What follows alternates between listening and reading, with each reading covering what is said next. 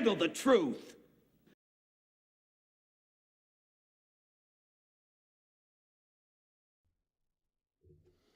Good evening, everybody. Welcome back. Saturday Night Cell Block. I'm Thomas Freeme, your Saturday night host. Thank you for joining. Thank you for tuning in. I got a great topic tonight, man. An ongoing conversation on what's going on here in America. But before we get into that, let me give my graces as always. Many blessings to those that are out there inflicted, stressed, what's going on in America, don't know what to do, confused, don't know who to vote on if that's what you believe in, don't know what's going on. We're seeing some of the craziest things that we've ever seen in our lifetime, and these are very, very scary times, for all of us, myself included, in the position that I'm in.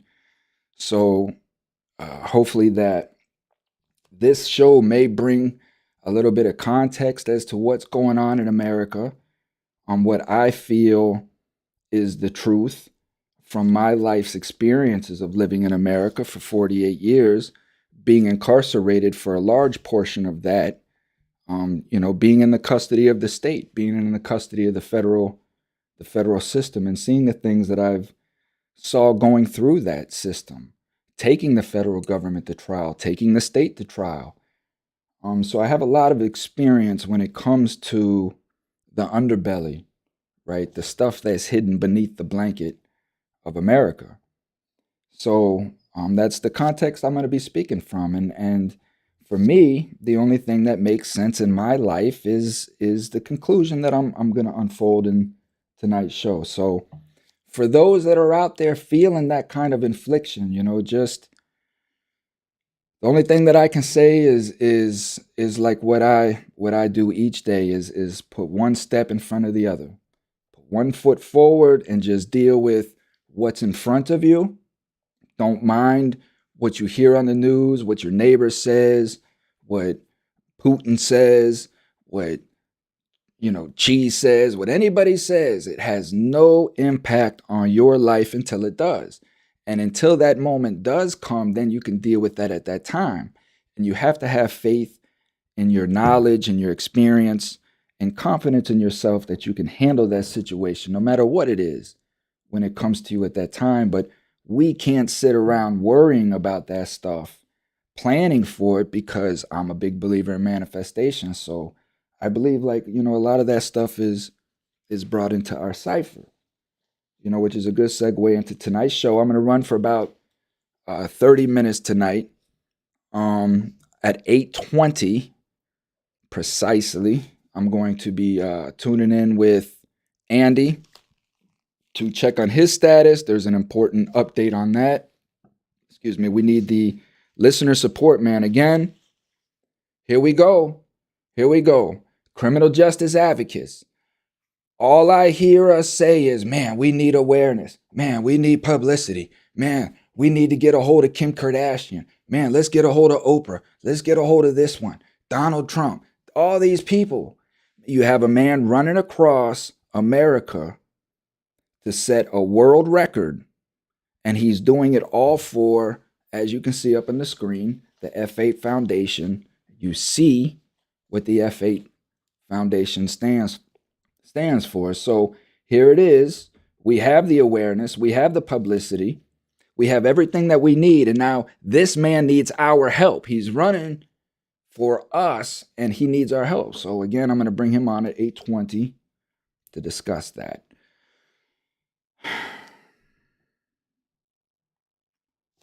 Take me a sip of coffee before I get started, because I feel like going off on one, and you just never know what you're going to get with Thomas Freeme. So how crime is created in America. Now, before I get started, that's not to say that I'm not here to justify in any kind of way crime, make crime excusable in any kind of way. There's no excuse for it, because at the end of the day, it's self-awareness. This is a personal choice that an individual has to make, and I'll sum that up in the end. But what I am here to do is point out the traps, the subtleties that are out there, right? The subtle little bear minds, bear traps that are put out there for you to step on, right? And you are unaware of these bear traps. So that is what I'm going to get into now.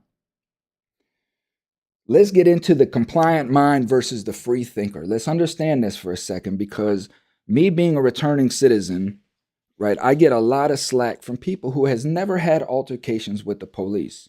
And I respect that. I understand that. And I listen to these people when they talk, because I'm curious as to how that happens. Because we're in the land of a million laws. So how do you live 40, 50, 60 years or more and have no interactions with the law? So my conclusion to this is that this is a compliant mindset. In order to have no infractions with the law, never have any problems with the law whatsoever, you have to have some sort of compliant mindset, meaning that you just comply to the situation, no matter what the situation is. And you may have good reasons to comply, but the difference between a compliant mindset and a free thinking mindset is that the alpha, the free thinker, is going to process in the moment. And as I believe the compliant mind does as well, but it's just two different processes. The alpha, the free thinker, is more of a reactive, maybe, more aggressive, more reactive, and more likely to assess a situation and use that fight or flight in that instance. And I think that the free thinker, the alpha, uses fight more than it uses flight, depending on the situation again. Okay, so let's say if a cop was to walk up to you and tell you to get up against the wall. Now, you're just somebody that's out here minding your own business and you're going about your day, and a cop comes up and tells you to get up against the wall. He wants to pat you down. Now, you may just ask why. Oh, well, we've heard that there was some crimes in the area and we just want to check and see who you are. This happens all the time all over America. You have a choice in that moment. Now, your right as an American citizen is tell this guy to buzz off. Do you fit some script? Are you being detained? Are you a suspect? You have the right to ask these questions. A cop cannot just come up and frisk you whenever he wants to, right? Now, some cities have these laws and such, but American rights are that you have the right to protect your docile. This is you. When you're in public domain, you still have your private rights, even though that you're in public domain. So you have First Amendment rights, Second Amendment rights. You have these rights. You have the right to question them when you feel that they're being impeded upon. Now, the compliant mind will just get up against the wall because he tells himself, I'll just let him go about his business. I know I didn't do anything wrong. Let him go about his business and then I'll go about mine. And then there's no infraction. There's no confrontation. A lot of people are scared of confrontation. So there's no confrontation. And you go home about your day and such. The alpha, the free thinker, is not going to do that. He's going to rebel. He's going to question. He's going to push back. Now, the importance of both of these is we need both. We need a compliant mindset and we need the alpha mindset. However, in a system that is trying to oppress and suppress the free thinker, the alpha male, is a problem. They're a problem. Alpha female as well, free thinkers, right? That alpha thought. They're problems. And if you know your history and you go back through time, you see that these individuals, free thinkers, truth tellers, alpha-minded people, were constantly trying to be eradicated. They were either thrown off the ships on their way over here, they were hung, they were outcasted, they were ostracized, imprisoned back then, however it was to get that person out of that mix.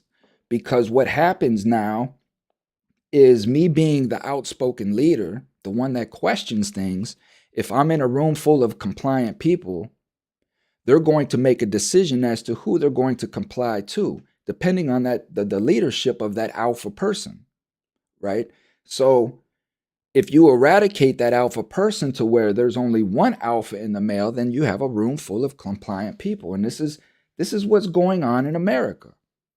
This is what the prison system is, right?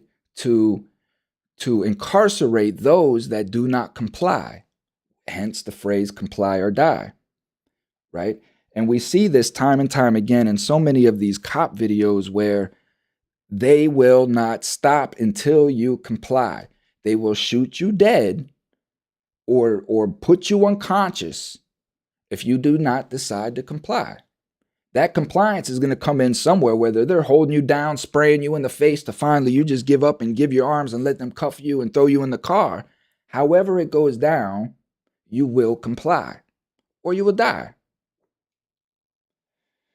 So it just comes down to the compliant mind versus the free thinker. And we have to understand that when we see these First Amendment auditors out there questioning the things that they're questioning, you may not agree with it. I get a lot of feedback as to, why don't you just give the cop your ID? Why are you out here harassing these cops? Some people just cannot understand the value in those rights and the saying, and if you give them an inch, they'll take a mile. This is what has happened. How do police create crime?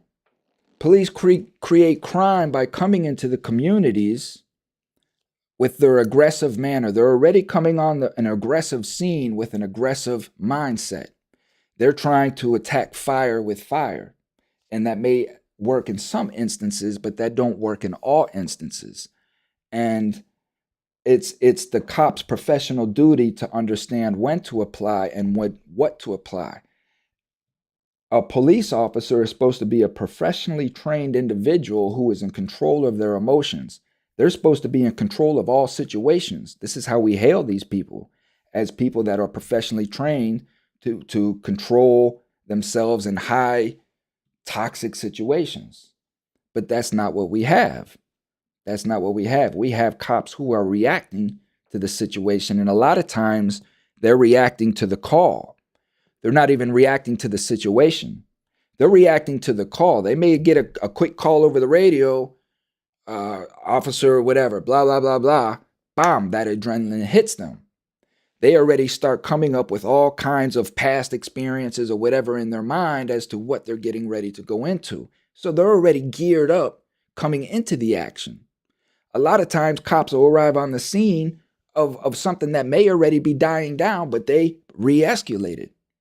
And within all of that, crime is being created. Because now when the cops arrive on the scene aggressive, meeting confrontation, you got some individuals that don't see the uniform nor care about it, and crime is created within all of this toxicity on this scene. So again, that's the importance of cops understanding how to de-escalate a scene versus escalating a scene when they arrive. Because at the end of the day, this individual is being held accountable for his actions, but the cop is not. The individual is being held accountable for the cop's actions as well. So it's twofold on the community. We have to gauge our emotions instantly as the police come on the scene, right? No matter what's been going on before they showed up, and then be able to reflect back the cops' emotions and their aggressions as they react on the scene.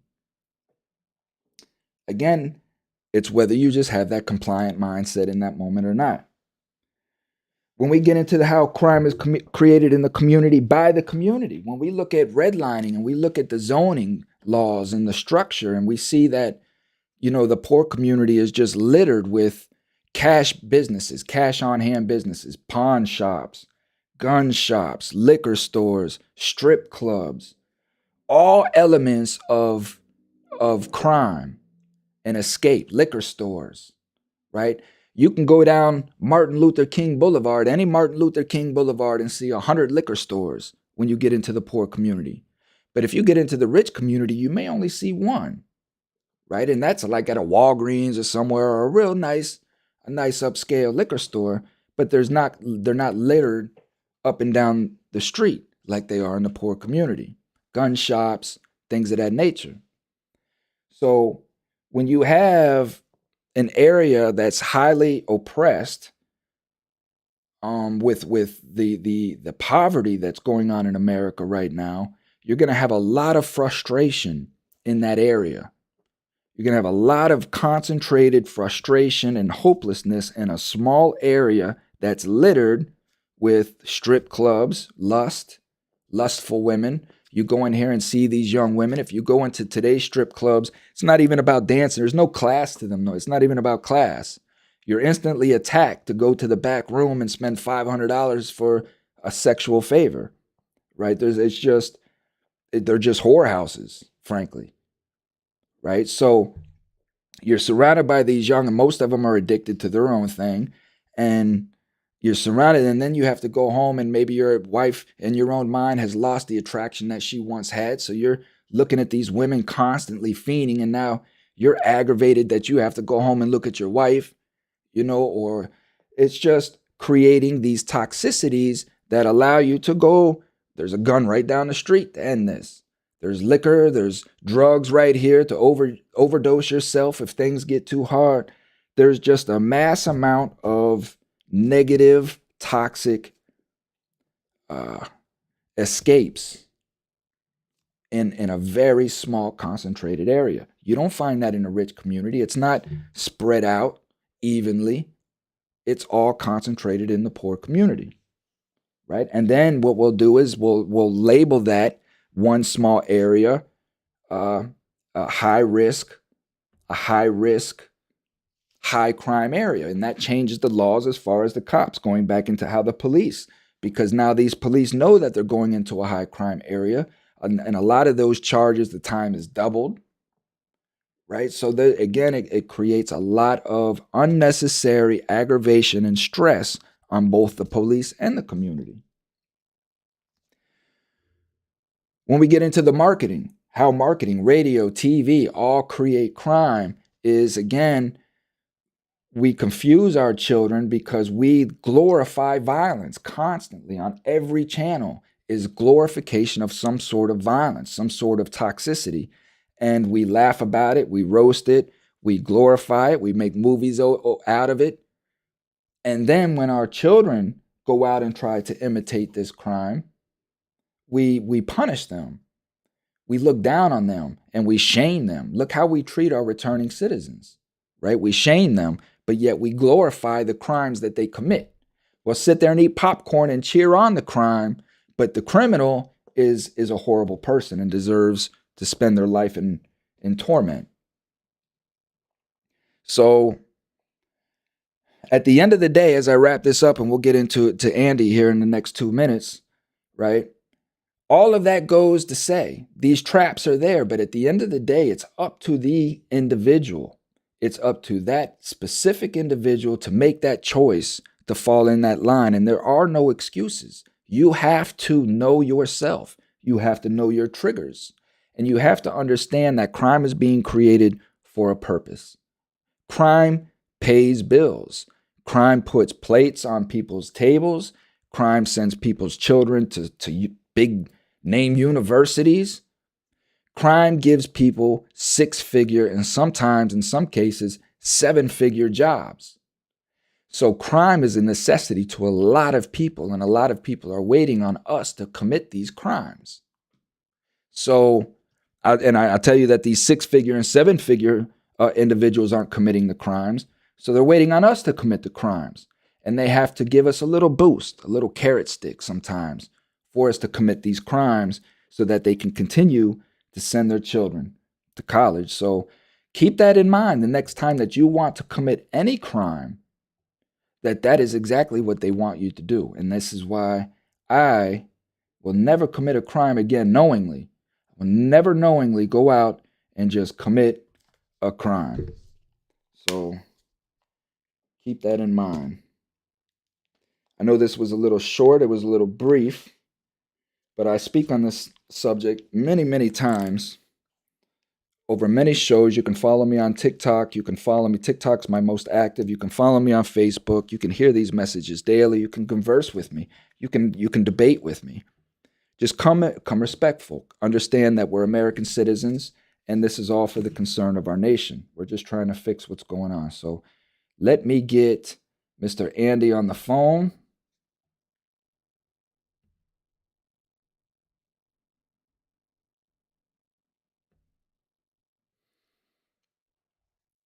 I pray everything works out here.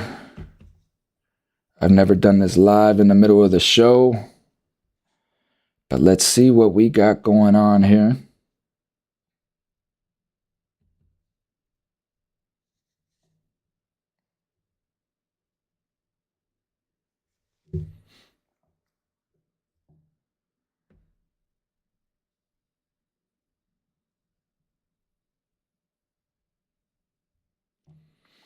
So as we wait, I'm waiting for Andy Daggett to hop on and give us an update as to what's going on. Okay, I think I got him. Let me switch over. Bam, there he goes. Andy, you got sound? I don't hear you.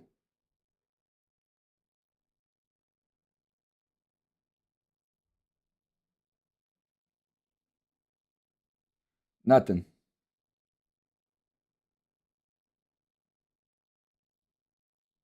Nothing.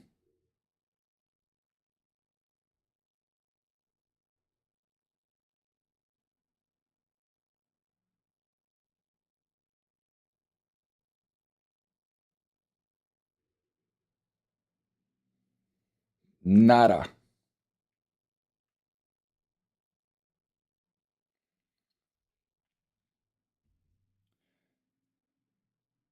So as we wait on Andy to correct this, just got technical issues.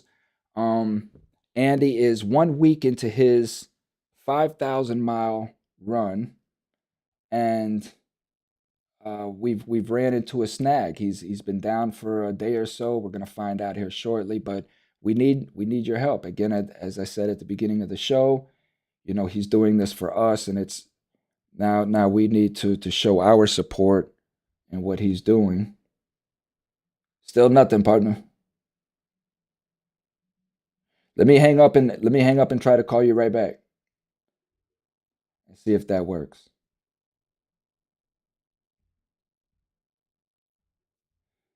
So please just join in for 1 second for my audio listeners. I am trying to connect with Andrew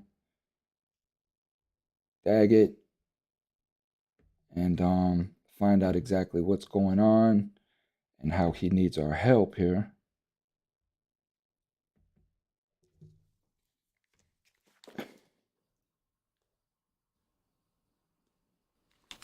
You know what? I bet you it was me.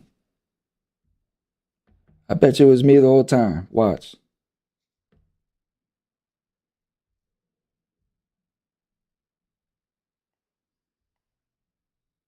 I didn't have my headphones on. Watch this here. Hello.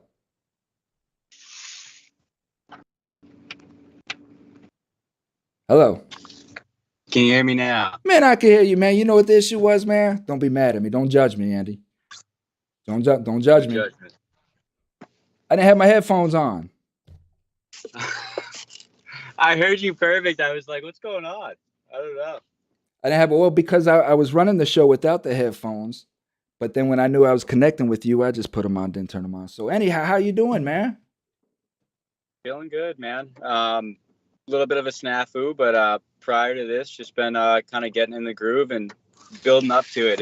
It's expected. I knew it was going to be, uncomfortable.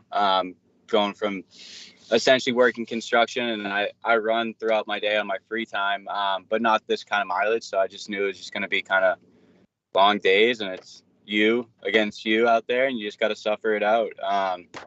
But it's been good so far. So I believe a little bit over 150 or right below that, but right in that window, and been doing like 30 to 43 miles a day, 50 being the goal, but just wanted to build up to it for the first 2 weeks. So that way there's no like Achilles strains or runner's knee or anything like that. I'm trying to slow build into it, which goes against everything that I know, but I know if I do that, it'll pay off kind of down the road. So that's just how it's been going for me. But other than that, the body feels good, the brain's good. Right now, unfortunately, my mother just had some unforeseen circumstances come up, and she had to go home, and that was my only crew member for the first 30 days. But that's the name of the game. I knew that it wasn't going to be smooth the entire time. So I knew that something was going to come up. I was hoping it wasn't going to be this early, but what we're trying to do right now is to find a solution in the next 48 hours. If we can do that, then we can continue on the mileage that I've done right now. But if we can't get it done in that time frame, it's going to make it kind of too steep of a task to try and get that 100-day goal. So we'd have to restart those 150 that I've done, which if I got to do it, I got to do it. But right now the goal is to try and find a solution in the next 48 hours. So pretty much if you have a valid driver's license and a good attitude, I can handle the rest. I have a small trailer on the back of a pickup truck, and it's not pretty, but it gets the job done. So if you're willing to do that and you want to see the country and watch someone, I guess, overextend themselves on a daily basis, Okay, so let's break this down. Okay. So 48 hours, right? And let me see if I understand this correctly. So 48 hours, because you're trying to run the Great American Discovery Trail within 100 days. So your factoring is within the next 48 hours, you would have passed the let's say the timeline, because you don't want to run the whole United States just to find out that you missed it by a day. You would rather just go back and start over them 150, 200 miles, knowing that you can make it in the 100 days versus push yourself, right? So you factor 48 hours is what we got for that. Yeah, and if it came down to 72 hours or something like that, I think I'd still send it. It's all compound interest. So if I did that and then I found out 2 weeks from that point that I wasn't going to make it, but I was still building, maybe then we decide to restart. But not something where I take time off, something where we just turn around and go to the start and then keep plugging. You don't know what you know until you know it. And that's what I'm learning now. So it's just, it's something I'm rolling with. But 50 miles a day gives me 96 days, and I have 4 drop days if I do that, or 4 0 days. So be using them up early here, but if I take it slow and just continue to build into it, I think I'll be good. But got to find a solution here coming up. So it's crunch time for me right now, and just trying to keep my head down and call everyone I know and see if I can find someone who's willing to help. So let's go through the details of this now. Okay, so we find somebody, and how does that look, right? How much money would the person need? Do they need any money? I'll pay for their food, living expenses, and obviously any expenses related to the trip, like fuel, camping fees, if there's a need for a hotel, or anything else like that. I'm trying to think really what else there could be. So essentially, you have everything. All the person has to do is have a valid driver's license to drive you, or not drive you, but just to ride next to you with the flashers on, take pictures, wave at you, keep you inspired, and all that good stuff. They don't even have to do that, man. They can drive 10 miles ahead or 20, 30 miles ahead. And if that's what I got to do, then that's what I got to do. I can handle the rest with that. I can carry water and just, I guess, grind it out. Even if someone's willing to do that, but obviously, it's nice to have that aspect of it with someone following you, just because traffic gets crazy at times, being out there for like 18 to 21 hours, depending on what the day looks like. But if you can get 10 miles ahead, man, I'm good. So I had a guy, my guy, Frank, man, Frank De Palma. He's done 42 years in prison, and he's sitting out in Nevada right now, sitting in a hotel room. I don't know if he's on the show. I sent him the link. Sitting in a hotel room right now, going crazy. This man's just came home. This would have been the ideal thing for him, but he's on parole. So I just, and like he said, Nevada's parole, because I was willing to call a couple people to see what we could maybe do about that. but he just said Nevada's parole is from another world. So um, I'm putting this story out there like this. Look, if I can find a returning citizen that, yeah, man, just needs a little bit of time for themselves, right? You just came home, you need a little bit of time, you want to see the country, maybe you never had the chance to see the country. This is your opportunity, right? This is your opportunity to step forward and support a man that's out here supporting you. So for all my returning citizens that are really positive, like the man said, positive. You ain't got no ill will because we're gonna vet you out. So don't even, okay. We're looking for good, positive people that want to be part of this is a movement. And you're gonna be part of history when this man breaks this record, right? And that's the you're gonna be part of that team. So this is a chance to make a change in your life, man. Something really good, make a cause, and stand up for something. So again, this man is doing this for us, and we need to file in on that. Where are you at right now? I lost you. I'm in Bowie, Maryland currently. Bowie, Maryland.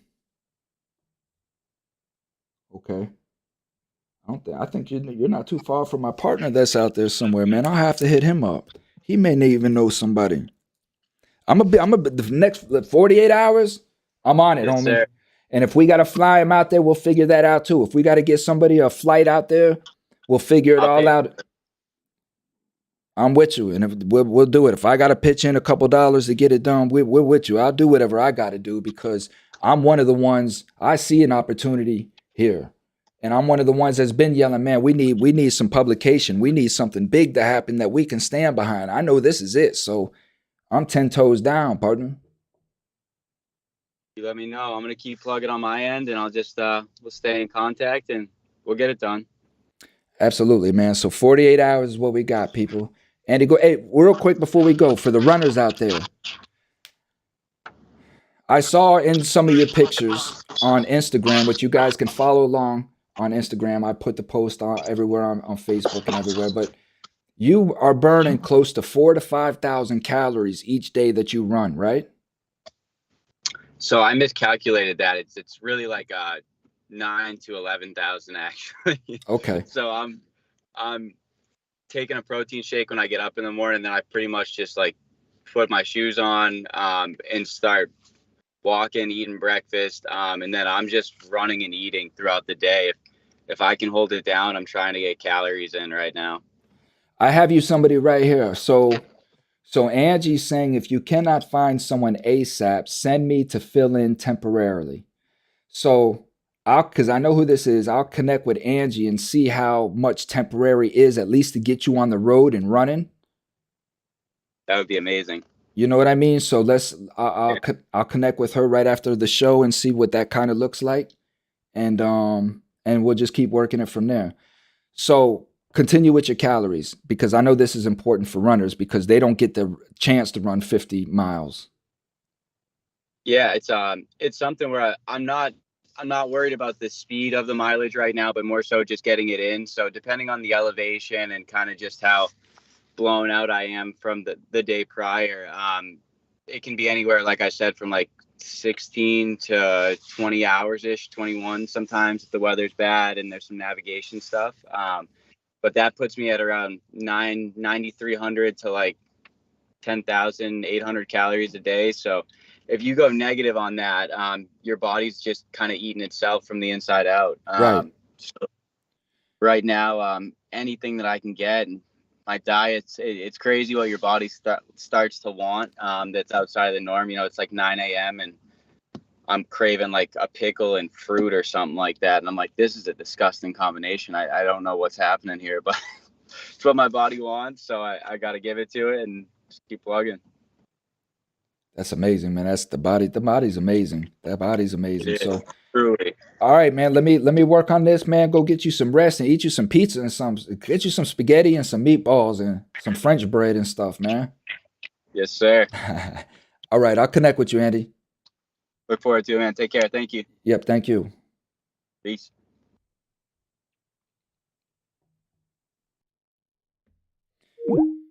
All right, so I pray that you guys enjoyed the show tonight. Thank you for joining in. I'm going to connect with Angie. Thank you, Angie, for throwing that out there. We'll connect and see what that looks like. And going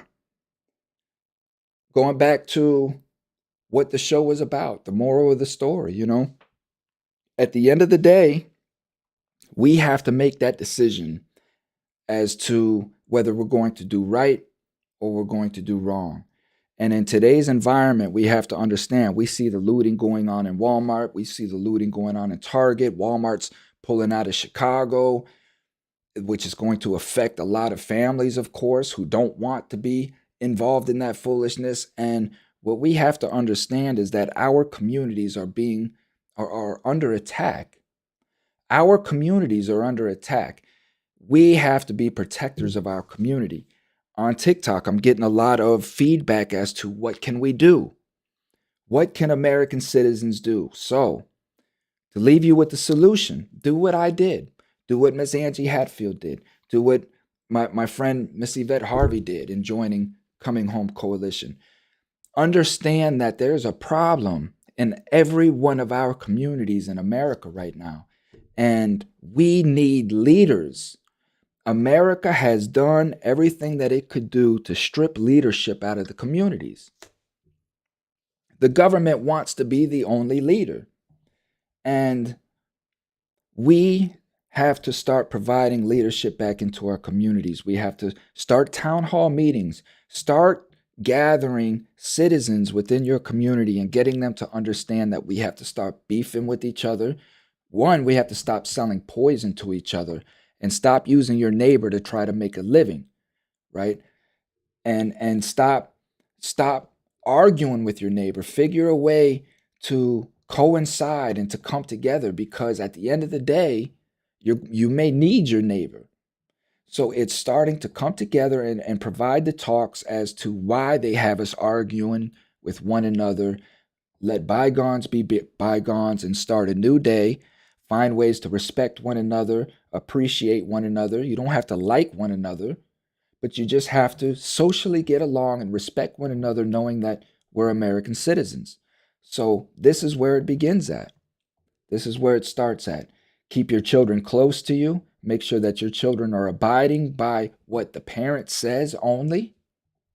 And make sure that the child knows that when you leave the house, you are under attack. Try in your best way to dumb that down to the child's perspective, to get them to understand that they are being attacked.